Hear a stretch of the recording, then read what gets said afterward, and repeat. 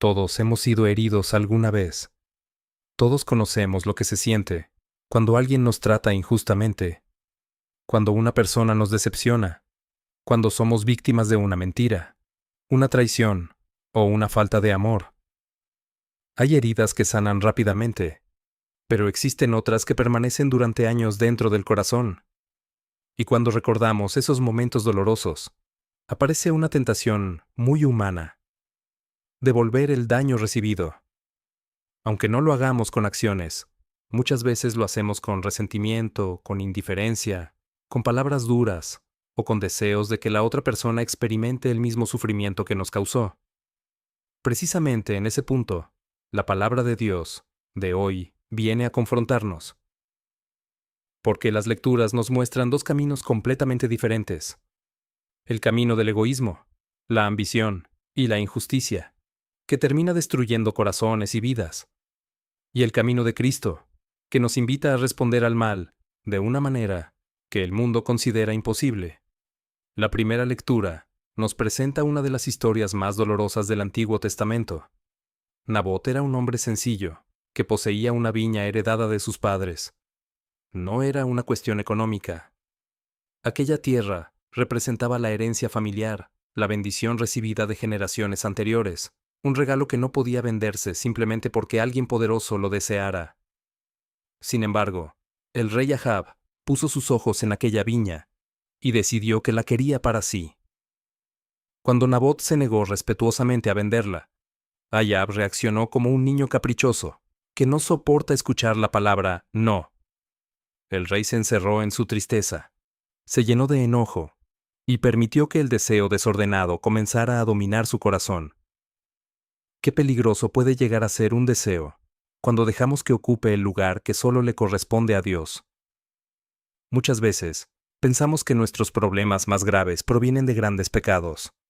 Pero la realidad es que numerosos males comienzan con algo aparentemente pequeño: una envidia que no se corrige, un resentimiento que no se sana, una ambición que no se controla, un orgullo que no acepta límites. Eso fue exactamente lo que ocurrió con Ahab. Lo que empezó como un deseo terminó convirtiéndose en una tragedia. Entonces, aparece Jezabel. Ella representa la lógica del mundo que busca resultados sin importar el precio. Para ella no existe la justicia, ni la verdad, ni el respeto por la dignidad humana. Lo único importante es conseguir lo que se desea. Por eso organiza una falsa acusación, manipula a las autoridades y provoca la muerte de un hombre inocente. Nabot pierde la vida porque alguien más no supo controlar sus deseos. Y mientras leemos esta historia, es imposible no pensar en cuántas veces la injusticia sigue actuando de formas similares en nuestro tiempo. Personas inocentes, que sufren por la ambición de otros. Familias heridas por intereses egoístas. Relaciones destruidas por el orgullo.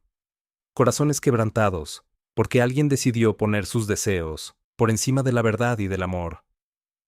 Lo más impactante es que muchas veces nosotros mismos hemos experimentado algo parecido. Quizás no una persecución tan extrema como la de Nabot, pero sí situaciones donde sentimos que fuimos tratados injustamente. Momentos en los que hicimos lo correcto, y aún así terminamos sufriendo. Instantes en los que parecía que la mentira triunfaba, y la verdad era ignorada. Circunstancias donde nos preguntamos por qué Dios permitía ciertas cosas. Y precisamente ahí surge una pregunta que toca el corazón de todos nosotros. ¿Qué hacemos cuando nos hieren? ¿Qué hacemos cuando somos víctimas de una injusticia? ¿Cómo reaccionamos cuando alguien nos paga mal por el bien que hemos hecho? La respuesta natural parece evidente: defendernos, atacar, devolver el golpe, hacer que el otro sienta lo mismo que nosotros sentimos. Esa es la lógica que surge espontáneamente del corazón humano herido. Sin embargo, cuando llegamos al Evangelio, descubrimos que Jesús propone algo completamente diferente. Algo tan radical que incluso hoy sigue desconcertando a quienes lo escuchan. Porque Cristo no solo quiere enseñarnos a soportar el mal, quiere liberarnos del poder que el mal puede ejercer sobre nuestro corazón. Y la enseñanza que nos deja hoy tiene la capacidad de transformar por completo nuestra manera de enfrentar las heridas, los conflictos y las injusticias de la vida. Porque hay una diferencia enorme entre sufrir una herida y permitir que esa herida nos convierta en alguien amargado. Hay una diferencia enorme entre recibir maldad y dejar que esa maldad transforme nuestro corazón. Y precisamente, allí encontramos una de las enseñanzas más revolucionarias de todo el Evangelio. Porque hay una diferencia enorme entre sufrir una herida y permitir que esa herida nos convierta en alguien amargado. Hay una diferencia enorme entre recibir maldad y dejar que esa maldad transforme nuestro corazón. Y precisamente allí encontramos una de las enseñanzas más revolucionarias de todo el Evangelio. Cuando llegamos a las palabras de Jesús, escuchamos algo que puede parecer imposible de vivir. El Señor dice: «Han oído que se dijo, ojo por ojo y diente por diente. Pero yo les digo que no hagan resistencia al hombre malo». A primera vista, estas palabras pueden generar confusión. Algunos incluso podrían pensar que Jesús nos invita a ser débiles, a permitir abusos o a permanecer pasivos frente a la injusticia. Pero eso no es lo que Cristo está enseñando. Jesús no está defendiendo la cobardía. Está proponiendo algo mucho más profundo y mucho más poderoso: la libertad interior. Porque cuando alguien nos hiere, tiene la capacidad de causarnos dolor. Pero solo nosotros decidimos si esa herida gobernará nuestro corazón. El problema no es únicamente el mal que recibimos.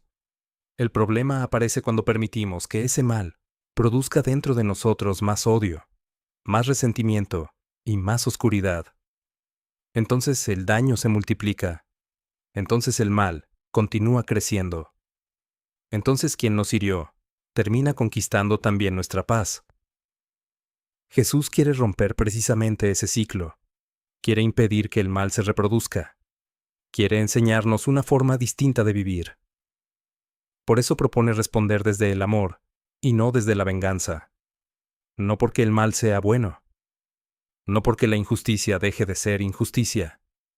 Sino porque el amor tiene un poder que la violencia jamás podrá tener.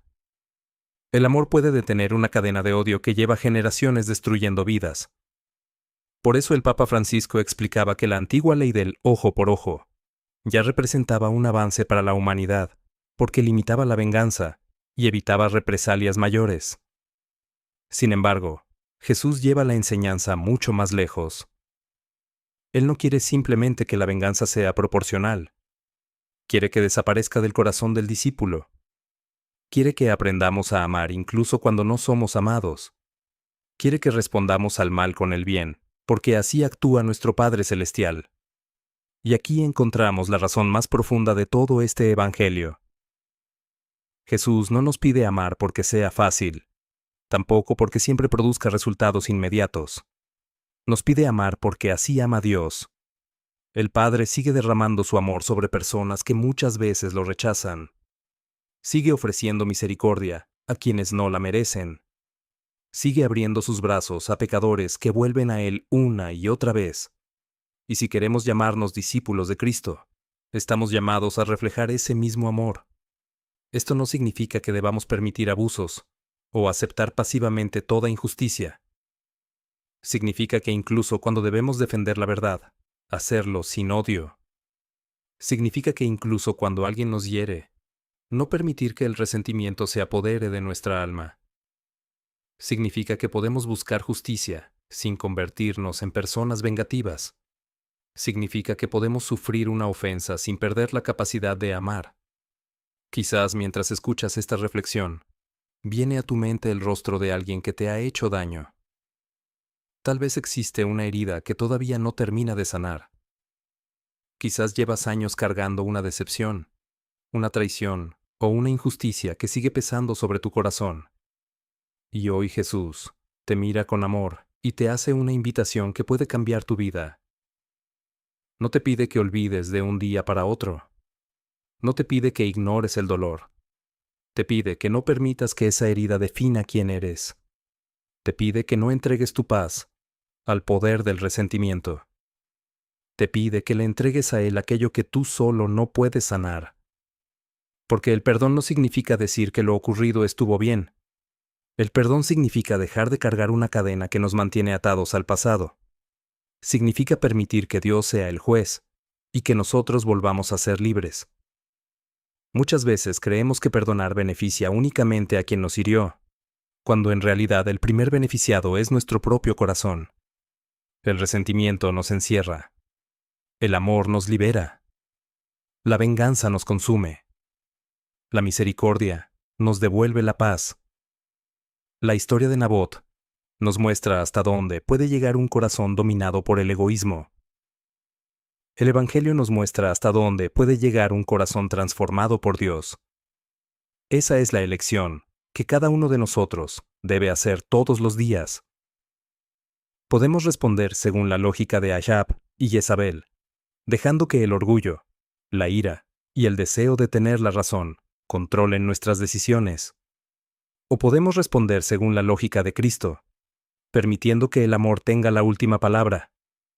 Y quizás que ese sea el mensaje que más necesitamos escuchar hoy. No dejes que el mal cambie tu corazón. No permitas que una herida te convierta en alguien que no quieres ser. No entregues tu paz a quienes te hicieron daño. Recuerda que eres